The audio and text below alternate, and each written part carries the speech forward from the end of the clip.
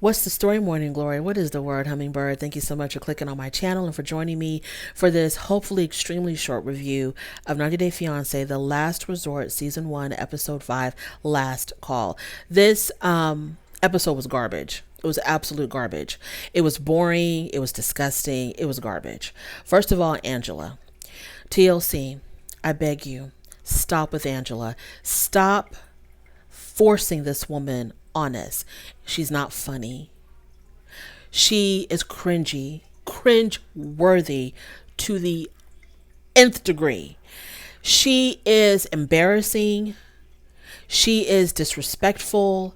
I don't understand. Like, we have to watch her abuse her husband, like physically, mentally, emotionally abuse him. We have to watch her bully other people, yell and scream in other people's faces.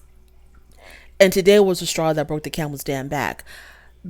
Watching Angela with her device, her hot pink device, dangling it off her finger, hanging it on her damn laptop monitor, chasing Yara with it, slinging it around everywhere. Disgusting. Why does Angela get away with acting like this? This is not good TV. And the fact that she's on a couples therapy retreat and she's not with her man, it just shows you that for whatever reason, TLC thinks that Angela is good TV. She's cringy. She's absolute cringeworthy. Anyways, moving on. Let's talk about Ed. So Ed gets hypnotized. He goes to see the therapist and he was right. She does look like Jenny from Jenny and Submit. She looked exactly like Jenny. But anyways, so he goes to see the therapist and she's going to do this past life regression therapy with hypnosis on him. So she hypnotizes him and he's supposed to go back into his past life to figure out who the hell he was and what the hell was going on there so that he can have some type of enlightenment on how he ended up where he is now and be able to fix whatever issues he has now. So she puts him under and he goes back to 1669. And I think the therapist asked him, "So Ed, who are you?" And he says, "I'm a leprechaun or an elf." Y'all, when he said that, I was done. I was hollering. He said he was either a leprechaun or he was either dressed like a leprechaun or an elf. He was definitely a little person, a small person. And he said that he was in a circus performing and they said they were hanging him upside down by his feet or something. And then they were burying him. And he said that he felt like he wasn't loved. And because he went into this past life to discover that he used to be a leprechaun or an elf, he's realizing that now, Liz really does love him.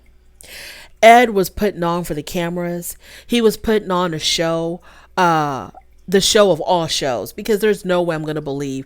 Ed knows how to play up to the camera. Sometimes he misses. Sometimes he's on. Ed knows how to play up to the camera. This was all a big, huge farce.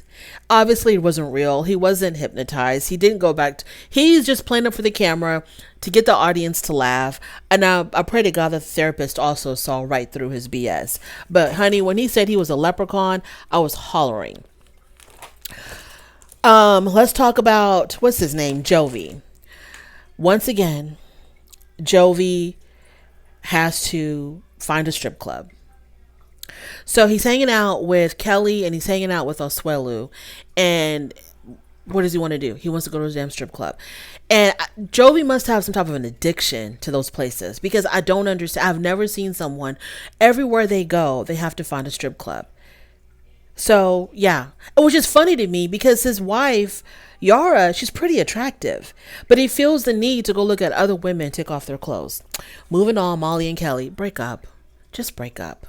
I don't understand what the hell is going on between Molly and Kelly. Y'all don't like each other. Molly says that Kelly can't do nothing for her. He can't do nothing for her sexually, financially, mentally, emotionally. Can't do nothing for her. Not even attracted to him. Then break up. then just break up. Kelly can't take the fact that Molly is constantly nagging him about getting a job, improving himself, on and on and on. He even said that she doesn't even respect the job that he used to have as a New York City cop or as a Brooklyn cop. He doesn't even respect that he used to be a cop or whatever the hell he said.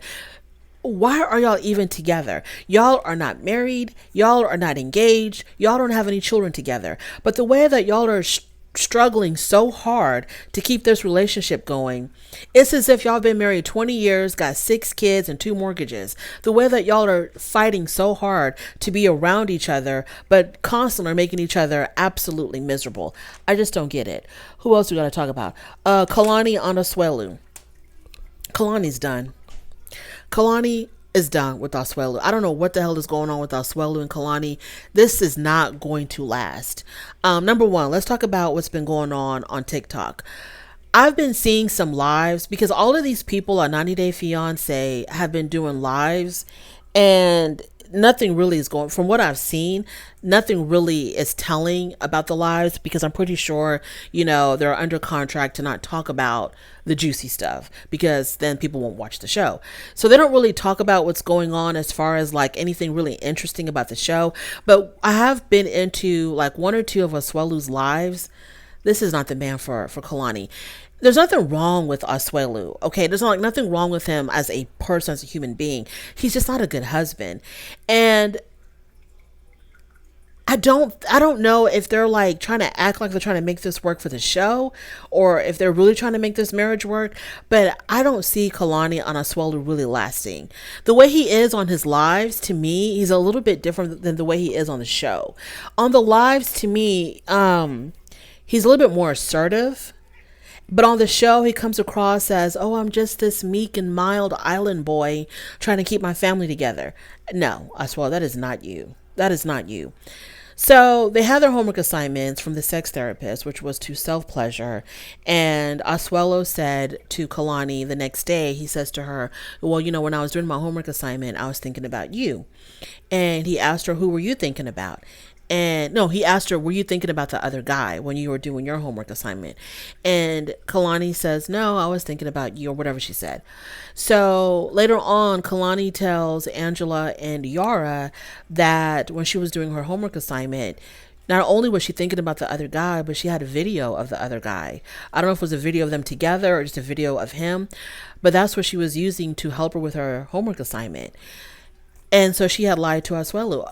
Look, Asuelu was verbally abusive, obviously emotionally abusive to Kalani because he was cheating on her.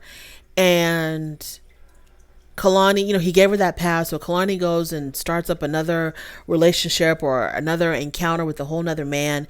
She's on this couples therapy. She promised to not have any contact with this other guy, which she hasn't. But here she is, looking at some videos of him to help her, with her homework assignment.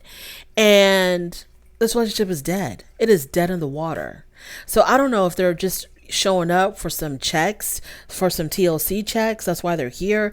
But they both know that this relationship is over. It has to be. I just don't understand why. I don't know. I just don't see it for Asuelu and Kalani at all. When she said that she had to look at this other guy to help her with her assignment, I knew right then and there, this is really, really, truly over. She can't let go of this other guy. And I forgot what I was going to say. Yeah, I don't know why they're here. I think they're just putting on for the cameras because they want to collect a TLC check. I think that's it. I don't have anybody else to talk about.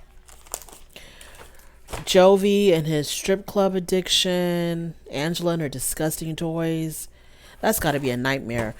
Running around with Angela chasing you with her device. That has to be a nightmare. Ed being hypnotized and saw himself as a leprechaun. Molly and Kelly and their dysfunctionality.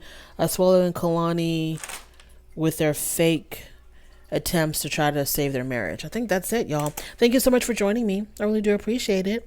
On your way out, please don't forget to rate the video if you like this content, subscribe to my channel, and I'll definitely talk to you later. Bye.